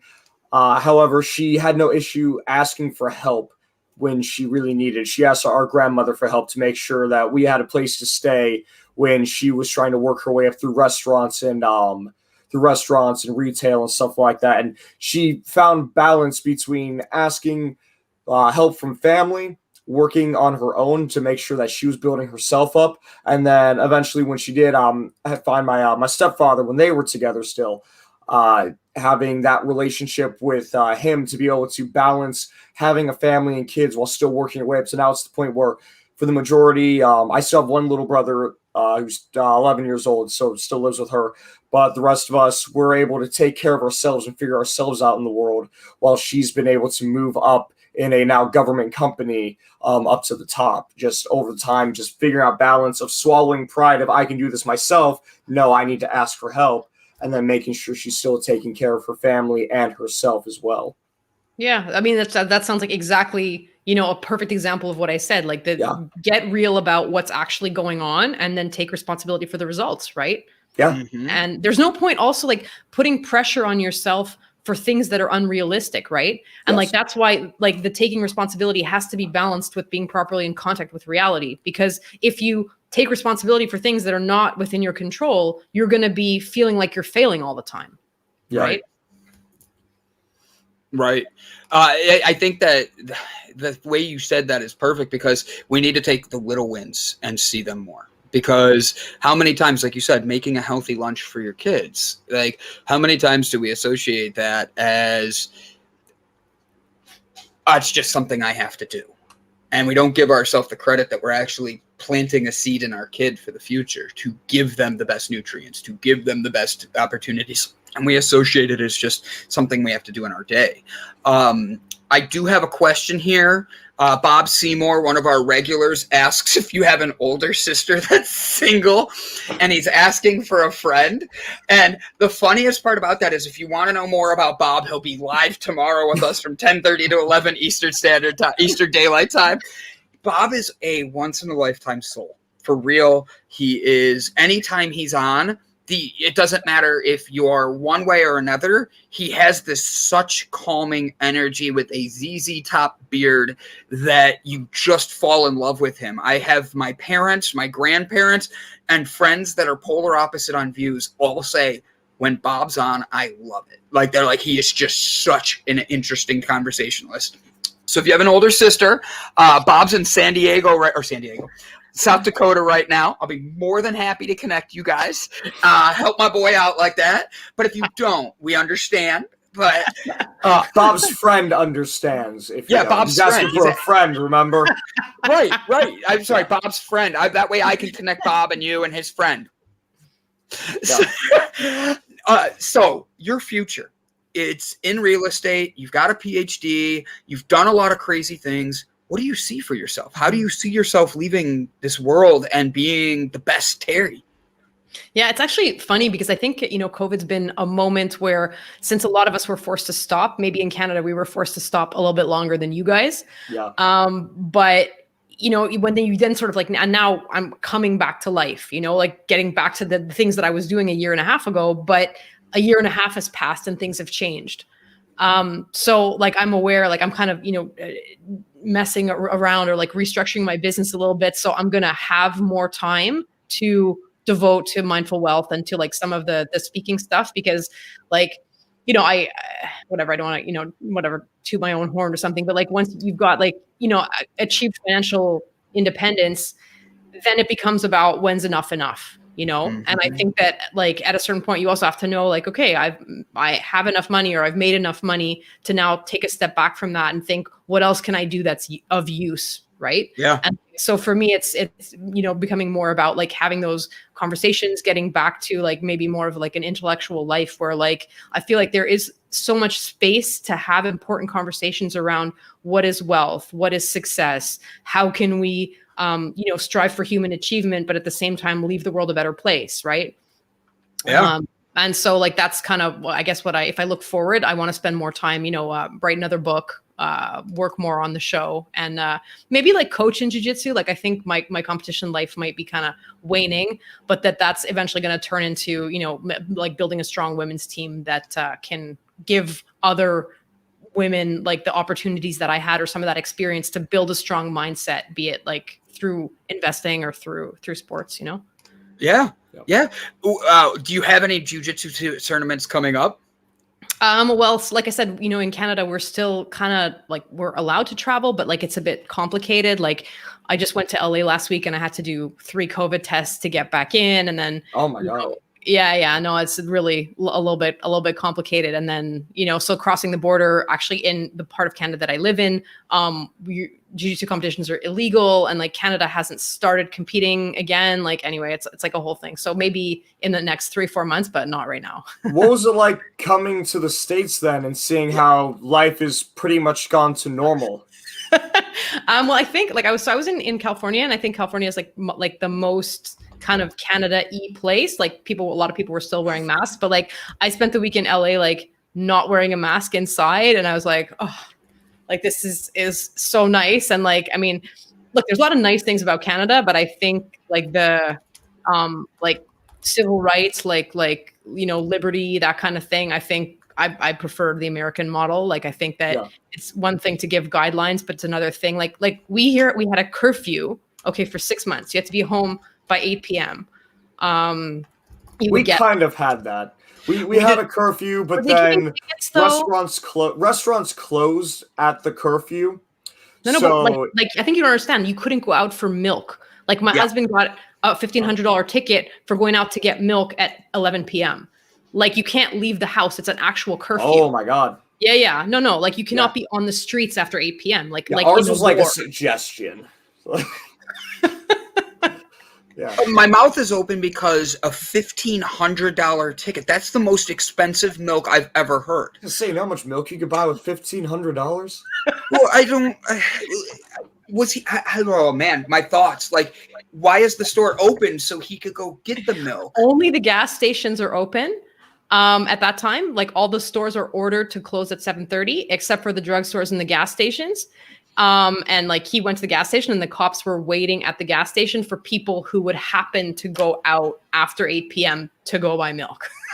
But what if you're one of the gas station employees driving to work? Like that doesn't seem fair. Yeah, you have a letter. Like we had letters, right? Like a letter from your employer that you're allowed to leave the house. And like I'm a property manager, so I had the letter, but like he went out anyway. Does it have your name on it, or could you hand it to him? It's my name. Like it has to be the employer with the person's name, and then like all the documentation has to match. If the cops call the employer, someone has to pick up the phone and explain that this person is actually working there. Anyways, whatever. No, it's like a bit of a police state thing going on up here. Yeah. Is it still that strict? No, they've now done. I mean, the curfew ended, I think, 2 months ago. And like now, restaurants are starting to open and stuff again. But like I said, basically now, like they're kind of not letting us travel. Like, and they're starting in September, apparently with vaccine passports, that if you haven't been vaccinated, you can't go into a restaurant. You can't go into a public place. Like, anyway. Gavin's over there cheering because he's vaccinated. I'm not, and I'm open about it. It's my thing is not that I don't want to get the vaccine. It's I just ask to wait a little bit. Like I want to see what comes about. Like you're telling everybody, the fact that my state that I'm in put $1 million up if you go get the vaccine and you have a chance to be in a lottery to win $1 million, that's a big red flag to me. That scares the hell out of me. And that's just me being an individual. I don't want to make anybody else sick. I don't want to hurt anybody. But I also don't want to hurt myself. And how can everybody preach, oh, it's about loving one another and taking care of one another and being there for one another, but then at the same point, get this or you're bad. And I just felt like if I have to stay at my house, so be it. But I want to make sure that like I'm getting something that's put in my body that I'm not going to worry about. And there's just too many misconceptions right now and too many people with two very, very different opinions. Yeah. And for me, I just don't have to have an opinion on it. And I can stay back until I'm like, okay, I feel comfortable now. Like that's all I'm asking. And it seems like that's not the way people want to go nowadays. And I was going to ask you, how has COVID treated you through this? Like, how did that affect your mental health being a $1,500 ticket? It was gone. My mental health. Like, honestly, like it's been a bad year and a half, like for us, like the daycares were closed for 3-4 months at the beginning. And so like, both me and my husband were working, but like, okay, with a 4-year-old at home. So like, and my job doesn't stop. Right. So like now I'm cut off from like my parents, from everything else. And you got to be like full-time mom and full-time working. And you got to go stand in the grocery store in a line for 2 hours a day because they only let in like 10 people at a time. So like, that was really not good. And then the whole business of the curfew, like, I think it was actually like 6 to 8 months that we had it. And so like, basically like, you couldn't see anybody. So like I worked from home and like I'm at home alone. My husband works out. He was working the evening at that time. And then I would get my son. And so basically I spent 6 months by myself in my house. Yeah. And so like, then like, what does that do to your mental state? Like how all those coping mechanisms that you have in a balanced life, like it's really, and like, this is where I think your discussion of the vaccine, like at least you are able to have that debate. Like, and I think this is where, the American concept of freedom, like I really like that about the United States, because I feel like you guys get to like make those choices Whereas like here, the whole police state thing is like, we don't even get to make those choices. They took the choices away from us. Yeah. And so it's not about how do I want to be about my health and my family's health, where like I can make a decision, I'm going to not see people, or I'm going to see people, or I'm going to see people who I feel like are not at risk. Like that's where you're treated as an individual who's able to make choices. Whereas like, I feel like our government really just treated us like, you know, statistics. And we're like, okay, well, if you look at, you know, like the mental health casualties, the family violence, the opioid deaths, like all of those statistics now of places that lock down hard are coming out. And you want to talk about a public health crisis, like that's a public health crisis, right? Yes. And so you're making a choice that either this many people die of COVID, or this many people get beaten at home, and this many people die of opioids, and this many people have more addictions, right? Like you got to compare apples with apples. You can't be like, you are evil because you think that lockdowns are a bad idea. No, let's like compare what's the collateral damage of one strategy versus what's the collateral damage of the other strategy. And then it's almost like you don't have freedom of speech, because while you can say what you want, it's not being heard. Nothing's being done about it. Well, no, the government, I mean, here the government, and that's also because Canadians like, and specifically Quebecers like are, have a different relationship to government. You know, like you guys all have guns, and like, you know, I don't think Americans would stand for this kind of thing. I actually, you know, I've been thinking this whole time, and if we were handing out $1,500 tickets, I think one of two things would happen. I think there would be places where people would completely accept it and they would bend over and take it. Absolutely. And I think that there are places where not even the police would enforce it. I don't even think they would try. Yeah. And that's what that actually happened here. Like in some of the kind of more like liberal, we have provinces, not states, right? So some of the more liberal provinces, like they had those orders, but the police was just like, we're not enforcing this. Yeah. I think it's interesting, and this will be before we go into our final thoughts of the day. This was a wonderful conversation. Guys, I've shared Terrie's website. I've shared her Facebook. You saw me sign up. You saw me give it a like. Go do the same. Click the links. Go give her support. She has a mindfulness real estate agent. That is not something you hear of very often. So jump on that and listen, because that is a pretty freaking cool thing. See, I censored myself. And you have a kid. I don't want to have them. You don't need him saying that yet. I'm already known for influencing people the wrong way sometimes. I think it's interesting how it's not just country to country. Like you're Canada, we're the US. It's not just state to state or providence to providence. You're seeing that different leaders have different styles, because you can go from North Dakota to South Dakota in the United States, and the laws and regulations are completely different on how this is being treated. Then you go, I'm going to use Ohio since I'm here. You can go literally one city to a next, and the mayors have different opinions of what it should be. And one city's open and there's no lockdown and there's no restrictions on the restaurants, and then the others is telling you need to wear a mask even sitting on a patio. It creates animosity and anger in a lot of people because they're of confusion. And I think that that's the biggest problem that people have. But then when you have the other side of it, you have what happened to you, and they locked you down and you had no choices. So that goes all the way back to what you said about making your kids breakfast, a healthy lunch. You planted that seed to help them grow in the right direction, the way you know you should. You gave them the proper boundaries and made sure they understood. For that, I think that's all we're asking for in the same value and all that. So please take a moment to see yourself and love it. And I go into that saying that could have been my final thought of the day, even the way I set it up. But the way we do this is a positive affirmation from either about how the show went today to something you want to just tell people to get off your chest, to a positive quote that everybody should know. I'll go first, and I'll make it really quick since I just talked, and then Gavin, and then you, Terrie. And thank you again for such an amazing episode today. You were phenomenal and brought a great energy. It went by fast. So, Brandon, what are your final thoughts of the day? My final thoughts are, it is Thursday. You have 2 days left in this week. What are you doing today that's going to change your world? What are you doing today to influence yourself in a way that is going to make you the best you?